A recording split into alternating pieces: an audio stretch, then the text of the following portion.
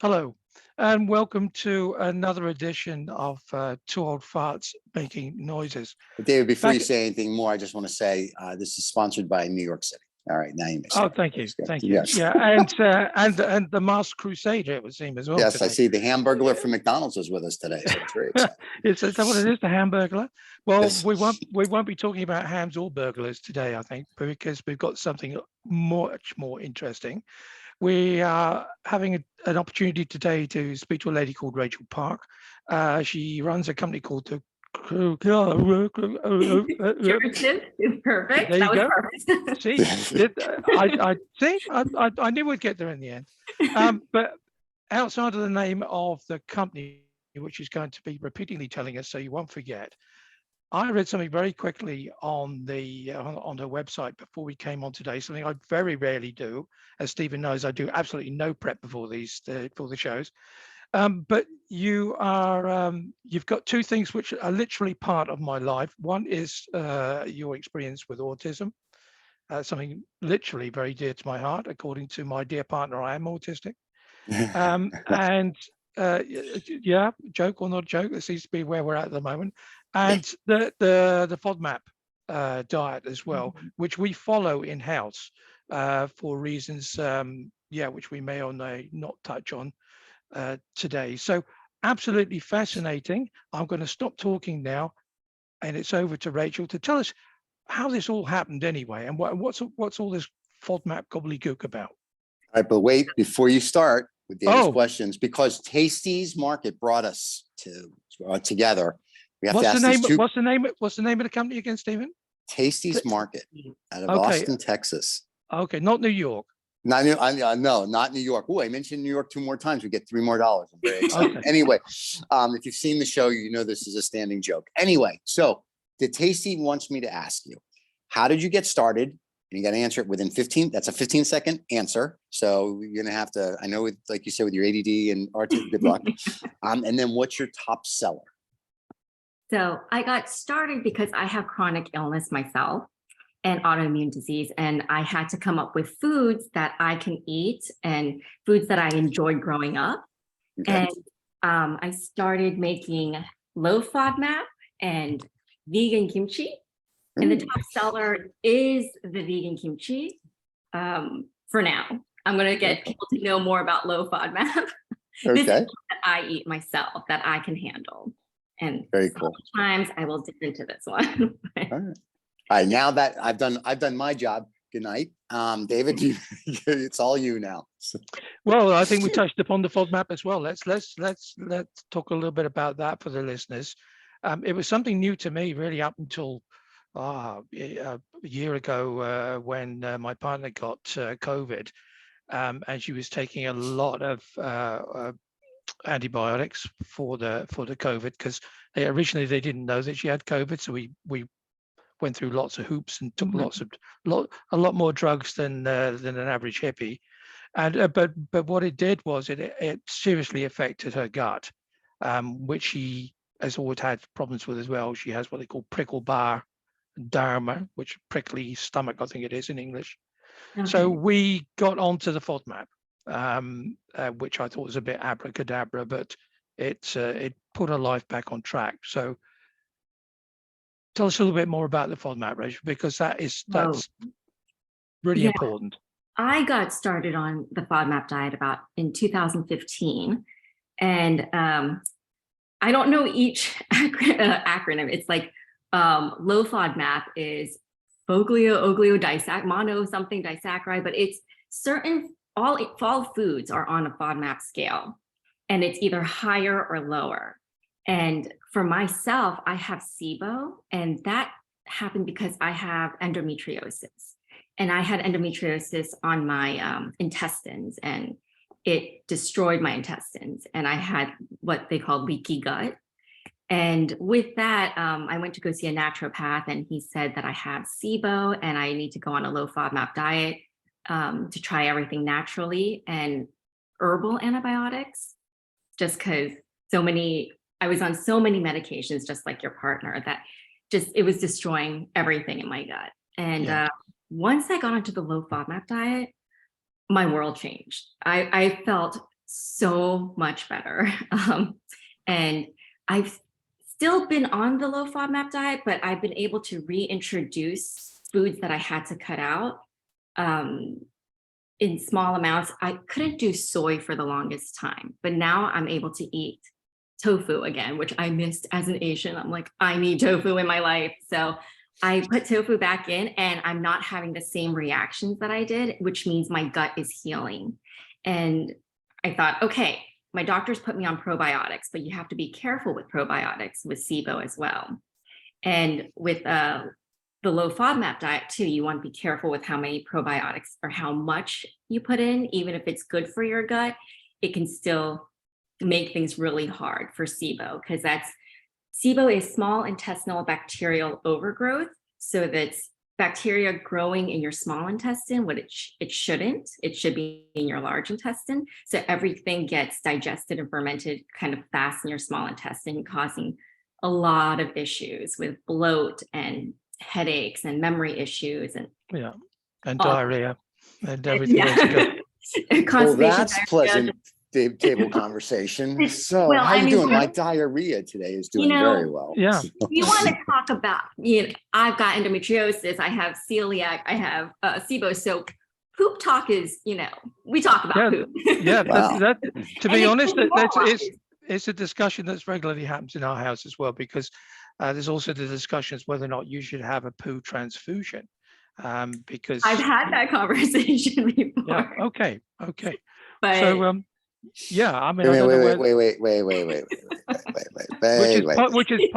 which is done in Eastern Europe, but it's also some people in the US trying to build up like you have a blood bank. They're trying to build up a poo bank.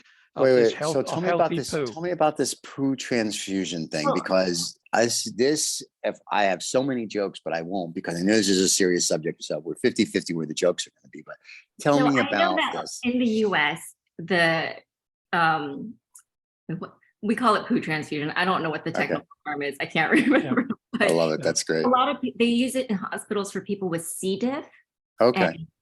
And C. diff is, I can't remember exactly what it is, but it does ruin so much of your gut. And so they use it for that specific reason. So they haven't ventured out to other things, but I do know I've read so many articles of people kind of trying to do it on their own, which is dangerous because you want to make sure you get it from a good host and it's all tested and cleaned.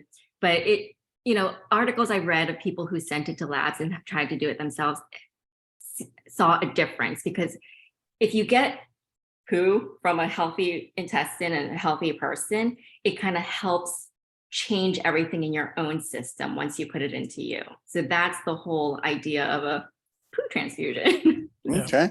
That's interesting. There's more to it, but I think we're at this stage we have to say to people we're absolutely not suggesting in any way, shape, or form that people do DIY versions of it. This needs to be done. This needs to be done through your medical practitioner. Right. Because it's a serious business and you can seriously harm yourself. But again, putting a better balance back into your gut can make a phenomenal amount of difference. Mm-hmm. I don't know. Have you guys tried kimchi before? Yes, we've tried I've had your kimchi because I had it because Cheryl, you gave some to Cheryl, so I got to eat some. Okay. And when I was in Korea for a few months, I kimchi, like every other day. Yeah, so kimchi is natural probiotics, and there's so much of it. It's the whole fermentation process just builds thousands and thousands and thousands of probiotics. And I was taking supplemental probiotics because I can't do yogurt, I can't do dairy. And the probiotic pills that you buy, it's like, do they work? Are they good? Is the company reputable? Is it cost effective? Because they get very expensive. The ones that I had to take were super, super expensive. And kimchi is not that expensive. So in small amounts with the low FODMAP version, again, my gut has been doing so great, and I can put foods back in. I can eat broccoli again. I can eat cauliflower again. And these are all healthy foods that people think, oh, what's wrong with that? You can eat all that stuff. But again, if you're on a low FODMAP diet, even good ingredients can harm you. It can make you very sick. So Yeah, what we found is we've literally sort of went back just to water at a certain point, and then you just build it up in blocks as well. mhm. It's helped me as well because I had intestinal cancer from my upper intestine, so I had a lot of that taken away. So yeah, so my diet's affected. It's been really positive as well, because my partner said, okay, well we're doing this FODMAP, and I saw a difference in that as well. Less being bloated. Everything seemed to be a lot more regular than it was before, because just the irregularities of your bowels can absolutely ruin your life. Right. Because everything, everywhere you go, everything you do is dominated by the fact, oh wow, I may be taken short. And as you probably know, you have good days and bad days. I'll let our viewers and the listeners work that one out. So yeah. So Well, this is all settled down. Can you put the product right up against the camera so we can have a look at that and tell us a little bit more about that? these are the products. And And they're very good. I've had them. yeah, Could I just interrupt you, Rachel? Stephen, you've taken, were you curious, or did you take them for I any like particular I reason? like kimchi, and Rachel sent samples over to Tasty. So I tasted them and I was like, this is delicious. So yeah, I don't know which, I don't remember exactly, but I remember because they're like, remember you've had this. I was like, oh yeah. And we demolished that like in a half a day. It was like really good. So it's like, oh, good. Because some kimchi is, I mean, it's somewhat tongue in cheek, is very kimchi. And then other kimchi is like, ooh, this is like, I can eat this. And so it really just depends, I guess, on how they ferment it and how they make it. Like, in Korea, they stick it in the ground for 6 months and good luck with that. But so, but hers it was very good. I enjoyed it. And I like kimchi. So to me, yeah, when we go to a place, a Korean buffet, and they put kimchi on the table and I wolf that thing down. I love it. It's just like great. So, and her stuff was wonderful. So I would tell everyone to go buy it. But before you get to the next thing, how do they buy your kimchi? See, look at that.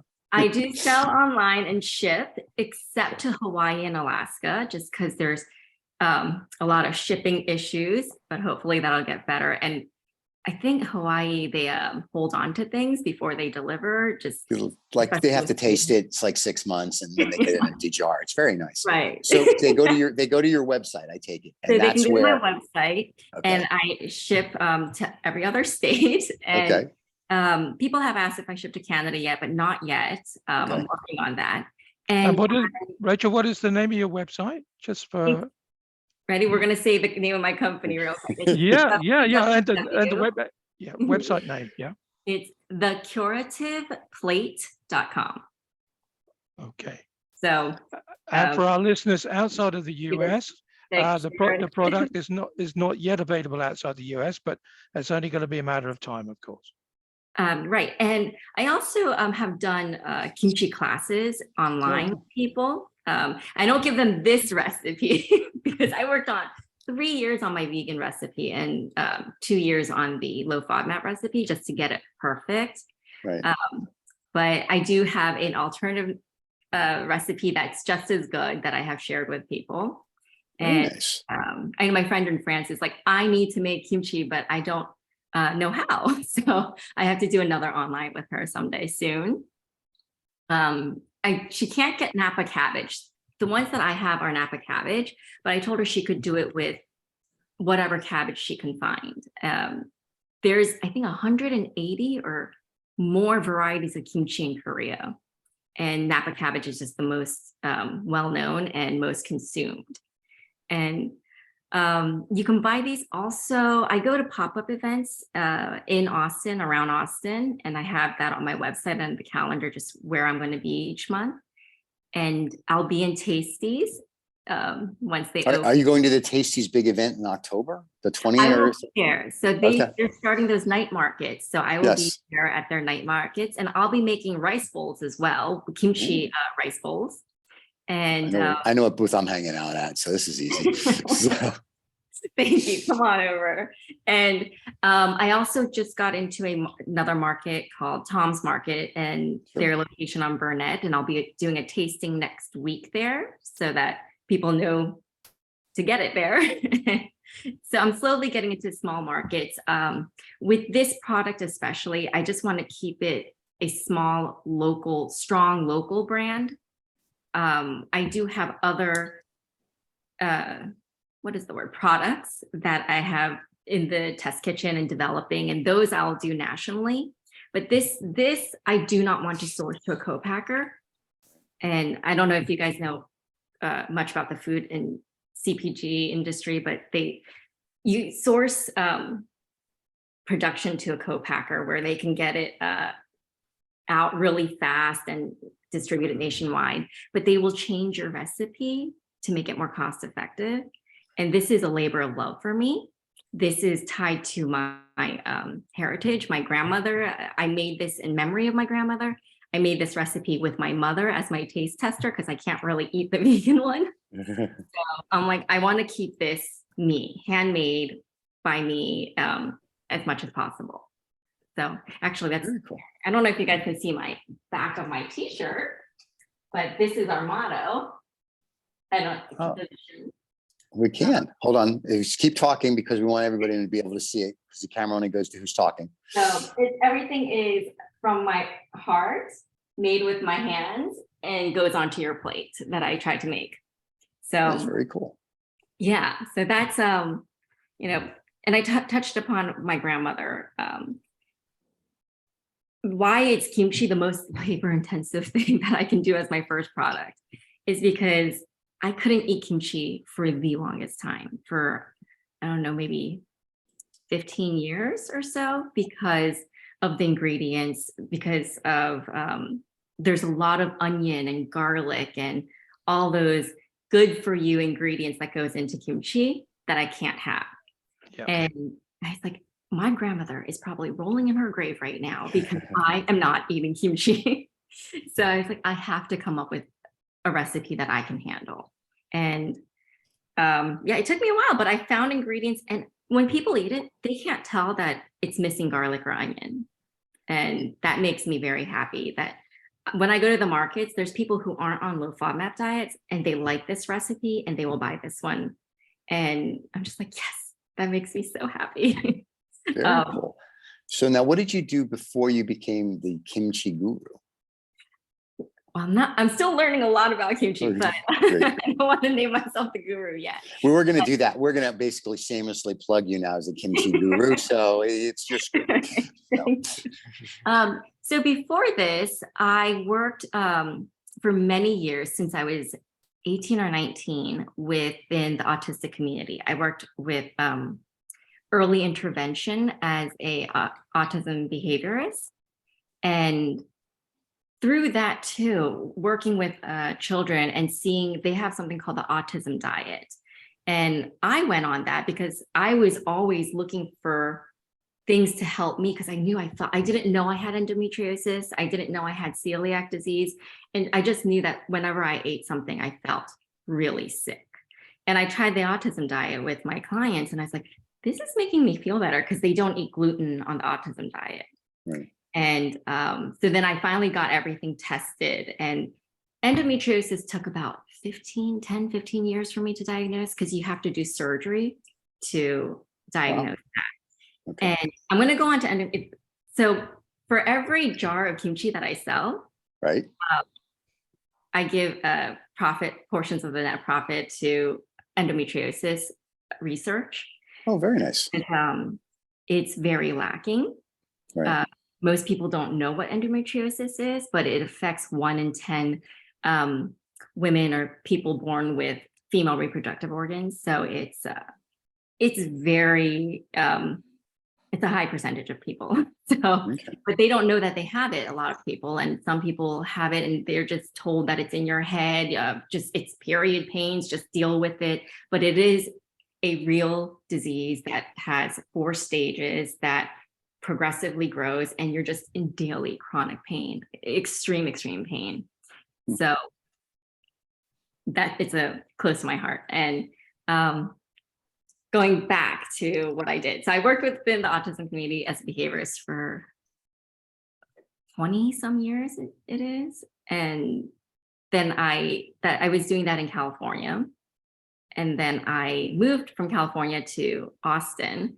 And right before the pandemic, I was working for a very eccentric millionaire. And he had 8 children, and half of them, I think, were on some spectrum. So and I was The special children. The children with special gifts is what we call them. they were amazing. That's all I can- They were amazing kids. Actually, yeah, very funny kids and very intelligent. They're not like me, David. They don't ride the special bus with a helmet, is what she's trying to say. Not like I have to on a daily basis. I mean, Yes, we their got that. father is he's a genius. So they're all very smart. I would feel so inadequate. Yeah. But then the pandemic happened, and I was like, this is the perfect time for me to start my passion project, what I've wanted to do for so long. And so Now you're the kimchi guru. So, now yeah. the kimchi guru. Okay, I'll embrace it. So here's what's going to happen when we see her on the 20th at the Tasties night market. I'm going to be like, it's the kimchi guru. She'll probably have a t-shirt that says kimchi guru. I'm like, yeah, I'm gonna go make it right now. that's right. I'll be like, I gave her that. That's me. So that's my claim to fame now. So I've done 2 good things today. Now I'm really done. I feel like George Costanza and Seinfeld. I can leave for the day. David, you can continue. So I'll get it. Kimchi guru, named by Steven. there you go. So I'm slightly intrigued as to why the pandemic. You said you were working with this guy and looking after his kids, Mhm. and then the pandemic came. I didn't quite get what happened then after that. So his company had to do with like sports, entertainment, and all ticketing and all that stuff. And so I worked with his children, but I worked with him as his executive assistant. And he had to let go. I think he had about 1,000 employees, and he had to let go. I was one of the last to go, but I was let go. And I was like, you know what? This is actually fine. I'm okay. I'll get unemployment for a little bit while I, what do I do? Oh, start my business. It's a sign. So, and so many people started businesses during the pandemic. So and I saw a lot of kimchi companies popping up around just in Austin. And I was like, hey, I love that. I love that more people are getting into kimchi, because I don't know, when I was growing up, nobody knew what kimchi was. And if you even bring it near somebody, you would get these looks and just, oh, what is that smell? But now people are like, I love kimchi. So I'm just like, this is amazing. But see, this is, I think, also where people are brought up. So yes, David, I know nobody knows I'm from New York, so I'm going to bring that up. Where were you born, Stephen? New York. I know nobody knew. I'm just telling you, it's New York. Yeah, it's one of those things. No, I'd forgotten since the last time I spoke to you. I know, I can imagine. So when I was brought up, we were like, my parents we would go to different ethnic restaurants all the time. So we tried everything. And being in New York, you have K-Town, you have Chinatown, you have this, everybody has this. So you would go as a kid and you would try stuff. So as you grew older, you tried something different. When I traveled the world for business, it wouldn't be like, oh, that's this, you tried everything. So I also think it's where, like in Austin, they have a little Chinatown, very little, right? It's like a block. So, and I think there's a Korean store in it, but it's not like New York or Los Angeles or San Francisco or these places where you go and you can actually immerse yourself in the culture and the food. Mm-hmm. It's kind of like an OBTW here. And oh, by the way, and I think it depends where you grow up. And I think that kind of helps people. So adults that never grew up in a multicultural city, or they grew up in a city with just a bunch of white people, they with barbecue. So of course, when they try this is a whole like barbecue don't smell like this. No, it doesn't. So try it. And I think that's the difference about being in a global community more than we're really cool. We're in this little town type of thing. Yeah, that's my little. I grew up in the suburbs of Philly. The same thing, like New York. But again, growing up in the suburbs of Philly, I was afraid to take anything to school from lunch that my grandmom or mom might have, well, my mom was working, but my grandmom would have made. Just right. I didn't want to get the looks. Yep. And it's like, no, I want lunch money. I want to get school lunch, which is horrible, but right. I wanted school lunch. And but now I know that kids go to school and they have packed every kind of culture you can have. Yes. And it's amazing to me. But things have changed. Well, when I went to school, we took the covered wagon and we went to the one-room schoolhouse with no electricity. But Was now that on a prairie that you went to? that was on a prairie? Yeah, Yeah. back in the day in the 1600s when New York was called New Amsterdam. It's a long story. It's in my book. But I think that's, once again, it's a whole different mentality now. I think I think the internet is actually, well, as much as it's bad, as much as it's helped, right? Because people now want to learn. And then, especially here in Austin, I think you're getting people from all over the world because it's, I think on the Financial Times, it's the number 34, the 34th place in the world that's easy for international places to do business. So I think you're getting all these people. And I mean, like I said, there really is a little Chinatown here. I don't know if there's a little Koreatown or a K-town. There's sections of it, right? Especially where H Mart is now. I know H Mart. No, H Mart is just H Mart in itself, but there's a new barbecue place that opened next to it, and yes, yeah. So it's just kind of all sectioned out, and I try to hit up every section from each supermarket because everything carries something different. Yeah. And Austin is great because it's such a foodie town. Yep. People are all willing to try new things, and it's exciting to be having a business here. As in, if I did it in LA, I'd feel so lost in the sea of 8,000 other Korean businesses that are making kimchi on a daily basis. We used to go to Cape. I have to say, my kimchi still, even if I started it it's so different, even for vegan kimchi. I don't like to knock on other brands, but feel free. So they don't listen anyway. So and if they were sponsors, they won't be. So it doesn't matter. Yeah. So, I mean, there are some great vegan kimchis I've tried, but the reason I started making a vegan version is I've had friends who would say, "Can you make a vegan version?" Because the ones out there, they just take away a lot of the ingredients, and they just use salt to ferment it, and it's missing that like umami. So I put in so many ingredients in this so that you don't feel like you're missing that seafood flavor, because that's another thing. People are like, "Isn't kimchi vegan already? Why do you have vegan kimchi?" And it's like, no, regular kimchi, traditional kimchi has salted fish or fermented salted shrimp, fish sauce, depending on the region, they have oysters or clams, some sort of seafood to help with the fermentation process and just the flavor of it. So all the ingredients I put into my vegan one, people just don't know that it's vegan sometimes when they taste it. So that's a high compliment. Yeah. And again, I worked on 3 years to get the perfect recipe, amounts of everything in here, and my family had to taste. They were my official taste. And there were some in the beginning, they're just like, no. They're like, Rachel, so you are you making these recipes then out of your own food memory bank? These are things that your grandmother was making and your mum would make. You think, I have to get back to that. None of it was written down, I take it? You just had an idea? Yeah, that's, I have a friend whose mom has like a little index card file of recipes. I don't have that. My grandma never wrote down recipes. She would just sit me down and make me do it with her. So it's like everything is memorization, and that just going by taste. Oh, this is what I remember. This is the nostalgic taste. So my kimchi doesn't taste exactly like my grandmom's, but it's close. It's more like my mom's kimchi because she's the one who helped me develop it. But I tried to do everything that my grandma made me do, like no shortcuts, do everything with your hands, everything, just no shortcuts, don't get ingredients that are pre-done. And even my red pepper flakes I get from a specific area in Korea. It's called Yeongyang. Am I saying that right? Yeah, Yeongyang. It's a city in Korea that is known for their red peppers, their red chilies.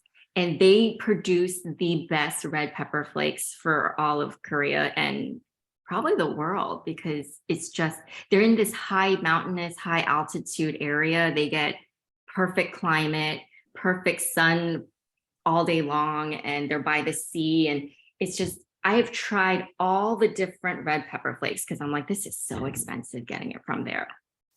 Let me see if I can find something that's just as good, but the flavor, you just can't beat it. So I'm like, okay, I have to get it right. I have to source it from there. See, and that's why your kimchi is like the best kimchi. There you go. And hence why she's the kimchi guru. I'm just saying. David, we're gonna start getting $1 every time we say that one too. Yeah, I think so. We'll have our agents reach out to people. All right. So now, before we came on the air, you said that you were preparing stuff for a demo. I heard that part. So what demo will we be seeing today? Super simple. People always ask me at pop-up markets, how do you eat kimchi? Right. So usually through your mouth with a fork or chopsticks, but yeah, some people just eat it out of the jar. Yeah, that's how we eat it. At our age, with a straw, I think, Stephen. A straw is good, right? We blend it and we have to sip it with our nurse. But yeah, but we ate it right from the jar. Like it didn't even make it to the little plate when we got the Do you not have plates in Austin? Is that no? There's no plates in Austin. They barely have utensils here or indoor plumbing. They're gonna get. I should change my company to the Curative Jar. That's probably what it should be. I'm gonna cool I have a rice cooker here. So usually I say, you know what? The best way and the most simplistic way to eat kimchi is just with rice. Yep. So then you can get the complexity of all the different flavors from the kimchi and the rice. But today what I'm going to show you is how I used to eat it when I was little, my grandma. This is how kids start eating kimchi in a sense. All right, so if you're going to do anything on the table, if you can tilt it down so they can see, there you go. Now they can see what you're doing. I just want to jump in very quickly, Rachel, before you start. For all those people listening to this on the podcast, it's a bummer. You need to go to www.twooldfartsmakingnoises.vip or to the YouTube channel, Two Old Farts Making Noises, because you need to see this. Sorry, guys. I know we sound great on the audio, but this is a visual. Back to Rachel. I've heard our audio, really? Anyway, go ahead. We're sorry, Rachel. I actually do a lot of different recipes with kimchi that I'll put on my Instagram or website. And I also have a YouTube channel that I haven't been paying attention to, but I do have this that I'm making on the YouTube with my little niece. We made it because this is what kids eat in Korea. And this is how grandparents, mothers, parents, dads, we all get us to eat kimchi in the beginning. They do kind of wash the kimchi in water first. They kind of rinse out the spicy level. But, you know, as adults, we eat the spice. It's not that spicy. I use a medium heat. So this one is the vegan kimchi. This one is the raw fermented kimchi, which has all the probiotics. This one's the low FODMAP that I stir fried. And once you stir fry it, it does kill the probiotics, but it's so delicious in just whatever you cook it in. I love it on pizza. I love it on burgers. I love it on nachos. So I love stir frying kimchi as well. And I'm making something called goma kimbap, which is, goma means a toddler or a young child. And this is actually a really popular street food as well. If you go to Korea, you'll see them. They call that maya kimbap, which is cocaine kimbap, because it's so addictive. And you can actually put whatever you want. And I think I cut this not that evenly, but that's okay. We're rolling it. It doesn't matter. For the people on the podcast, it was perfectly even. For you people on YouTube, it's not that way. So you always do the shiny side down. And I don't know if my rice cooled enough. I forgot to take it out earlier. That's okay. You do want to, once you make your rice, you want it to cool down a little bit. But I just took it out. That's okay. I'm gonna put it in here. And you can use a mat. I brought the rolling mat, but because it's a mini version of the kimbap, which is kimbap, it means kim is seaweed, pap is rice or food.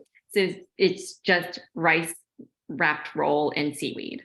And you can do this small one with your hands. It's super easy. And I forgot chopsticks, so I'll just use my hands. Everything. My hands It's are okay. dirty too. Because It's okay. The people on the podcast don't have an issue with that, Stephen. That's true, actually. Only the YouTube people. Okay, never mind. We eat everything with our hands anyways. So That's very true. here we go. Simple. I can make That's this. the one with the low FODMAP stir fry kimchi. I'll make another one with the vegan kimchi. So that if you want to have the probiotics, then you can do it raw. You can do it stir fried. There's the beauty in kimchi is it doesn't matter how you eat it. It's delicious either way. And Now, while you're putting the rice on the paper for the people at home, she's on the 17th fairway. She's going to use a 3-iron. No, your YouTube channel, what is your YouTube channel called? So they can watch recipes. it's called the Curative Plate. Of course it is. Why would it be called something different? So, okay. Or AKA Kimchi Guru, just saying. I'm going to have to put that on there. And, you know, as we got older, my grandmother would put Spam slices in here or hot dog slices. You can do really anything in there. Kimchi goes with anything and everything. Very And cool. we have these, and what I like to do is get a little bit of sesame oil on top. This gives Now it I'm getting hungry. and we get sesame seeds. I'm breaking things here and put it on the top there. And just for everybody at home, that's as my wife is Asian, and they don't care what color you are, but if you're not Asian, you're just white. So for the white people, everything she's showing you, this is what is a staple in every Asian kitchen. There's nothing here they had to go out and buy special because this is what you have in the Asian kitchen. So right, we all have sesame seeds and yeah, sesame you do. oil, Yes, right? I can literally go to the cabinets and start pulling it out now by the gallon full and by the pound full. So yes, that is a very true statement. And that's it. And There you this go. is delicious. It's so simple to make. And I don't know, that took me what? 3 minutes? 2 minutes. So, Well, not everybody has a rice cooker, so that's the 20-minute part, and then they have to have the seaweed. But well, other than you know that, what? yeah. What works is you can go get microwave rice at the Okay. Korean market. You stick it in for what, a minute? And there you go. Perfectly done rice to make these too. So. And that's a healthy snack for like the kids.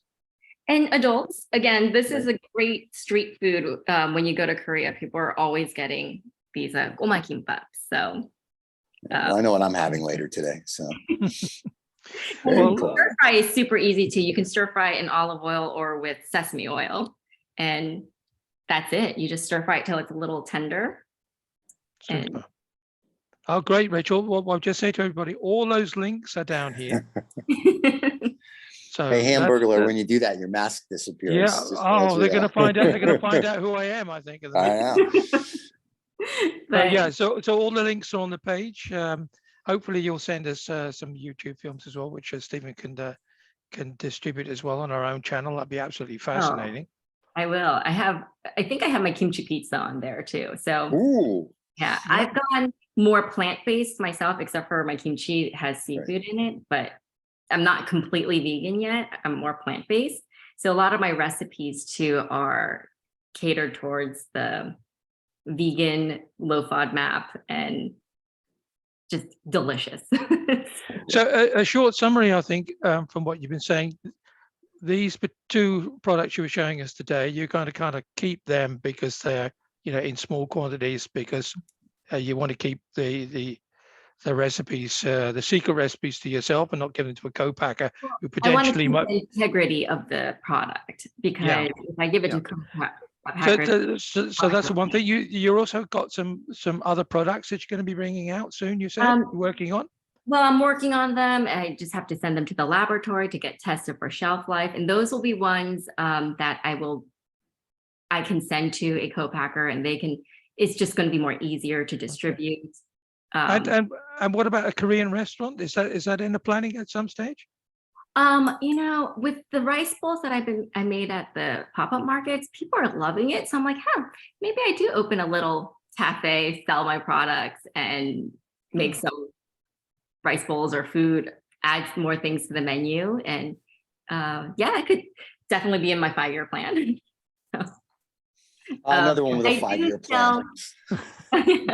I do sell customized kimchis to restaurant chefs out here. There's Wild's Vegan Kitchen. He's been getting my pig kimchi, which is white kimchi without the chili flakes. And he gets it every 2 weeks because he says his customers just love it. So yeah. All right, where is it if they want to go eat it at a restaurant? One more time. Wild's Vegan Kitchen.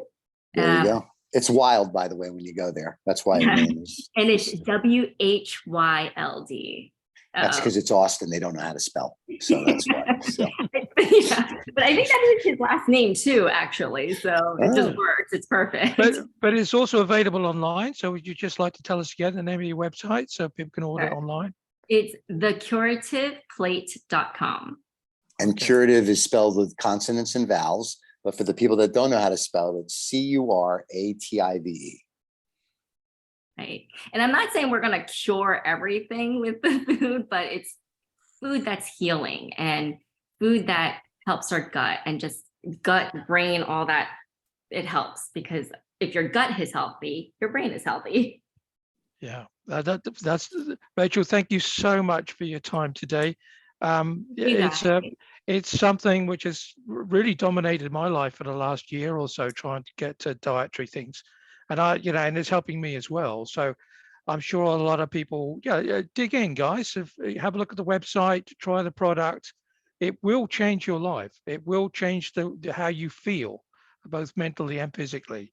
So, yeah, thank you so much, Stephen. Thank you for your time this morning. Oh, it's always a pleasure. Now I'm gonna go have scotch and cigars because that's my version of kimchi. It's breakfast. It's breakfast of champions. I mean, I'm just saying. So. Stay with us, Rachel, until after we've finished. We sign off because there's a few things we just want to sort out with you. But thank you so much for listening to us and watching us today. If you're listening, great. Love you on the podcast. Listen to the rest. But you've got to look at this. You've got to go onto the site www.twooldfarts.vip or twooldfartsmakingnoises. I nearly got the name right, Stephen. The name, just so we're clear, that behind me is our logo and our name here. We just spell out TWO, but really it's right there. It's not really that hard to read, I don't think. I mean, granted, expectations are really low, but right behind us, it's right there. I'm just saying. Yeah, well, my expectations seem to be very low, but anyway, there you go. but it's on the YouTube channel as well. Thank you, everybody, for listening and watching today. Till we come back. Bye-bye. Cheers. You.